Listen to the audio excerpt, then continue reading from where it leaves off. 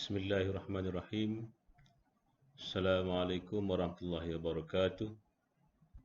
Saya Asmizi bin Muhammad ingin membentangkan tajuk pengakalan nutrisi produk berasaskan madu kelulut melalui inovasi kaedah pemprosesan makanan. Pengenalan. Madu kelulut merupakan produk atau hasilan pertanian yang mampu merawat ulcer, mencuci buah pinggang serta mencegah pembiakan sel kanser dan pelbagai lagi kelebihan-kelebihan yang telah didapati dalam jurnal-jurnal tertentu. Ini menunjukkan bahawa madu kelulut sangat baik untuk kita mengambilnya. Namun begitu, isu pengambilan mentah dan isu pemprosesan merupakan satu isu yang besar di mana apabila berlaku pemprosesan hasilan, berlakunya penurunan nilai atau penurunan nutrisi dalam produk tersebut. Penyataan masalah. Bagaimana untuk mengubah suai kaedah dan teknik pemprosesan produk yang mendapat memastikan pengekalan nutrisi madu kelulut kekal melalui kawalan suhu.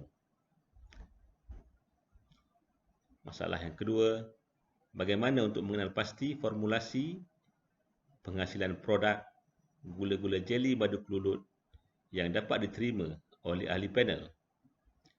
Dan yang ketiga, apakah kaedah saintifik yang boleh menentukan tahap penerimaan ahli panel terhadap produk gula-gula madu kelulut berdasarkan formulasi dan kaedah pemprosesan.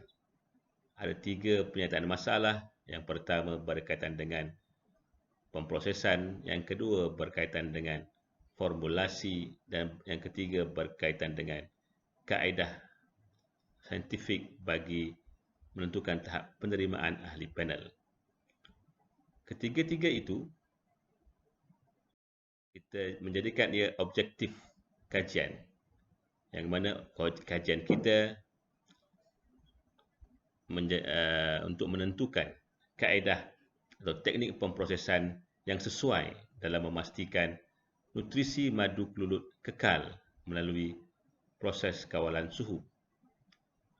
Yang kedua, objektif kajian untuk mengenal pasti 2 formulasi penghasilan gula-gula jeli madu kelulut untuk dibuat ujian perbandingan hedonik penilaian deria oleh ahli panel.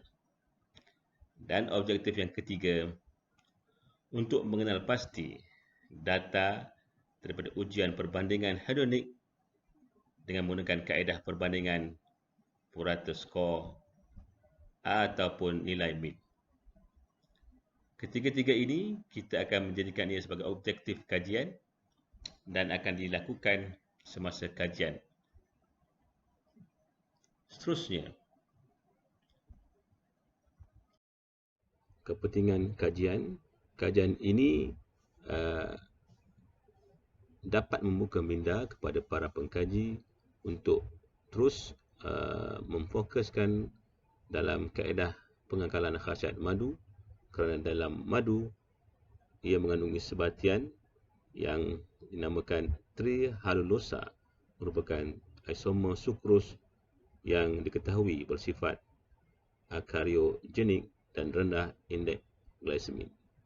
Dengan adanya kajian pemprosesan ini, maka khasiat nutrien dalam madu akan kekal di dalam produk hasilan tersebut. Seterusnya, kita lihat kepada metodologi kajian. Kaedah dan teknik bagi menghasilkan gula-gula madu kelulut diadaptasikan daripada proses penghasilan gula-gula jeli libau nipis. Formula ini dipilih setelah difikirkan sesuai tanpa menjejaskan rasa madu kulit tersebut. dengan menjadikan madu dan juga larutan gula sebagai pemboleh ubah dalam penghasilan formulasi. Dan yang ketiga, satu kawalan dan dua formulasi baru dibuat agar boleh dibuat perbandingan. Dan yang terakhir sekali, teknik pemanasan diubah supaya ia sesuai dengan objektif kajian, iaitu untuk mengekalkan nutrisi madu kelulut.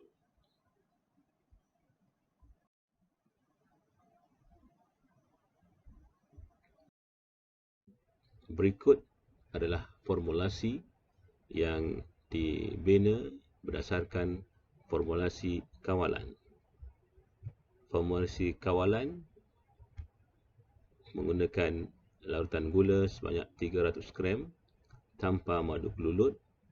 Formulasi 1 dipecahkan 100 gram larutan gula, madu 200 gram, dan formulasi 2 150 gram larutan gula dan 150 gram madu kelulut.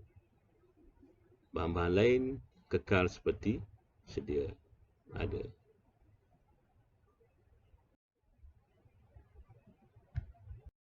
Berikut adalah carta pemprosesan bagi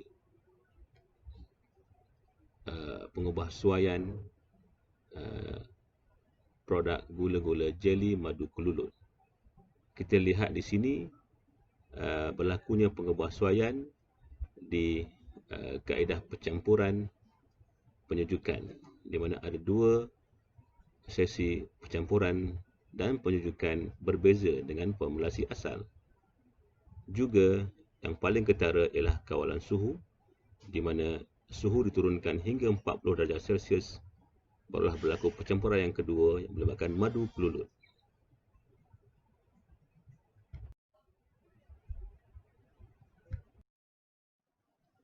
Berikut adalah skala yang digunakan untuk ujian penilaian deria, iaitu 7 skala seperti yang tertera.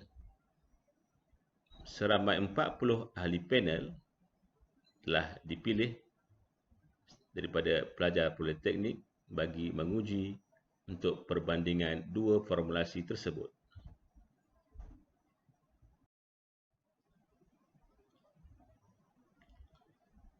Juga penerimaan keseluruhan nampak begitu ketara bahawa kedua-dua formulasi diterima oleh ahli panel. Kesimpulannya, melalui data daripada analisis yang dibuat mengikut atribut, didapati hampir semua atribut melebihi min, yakni purata 0.5 untuk skor 5, dan didapati sampel 564 lebih disukai berbanding dengan sampel 450.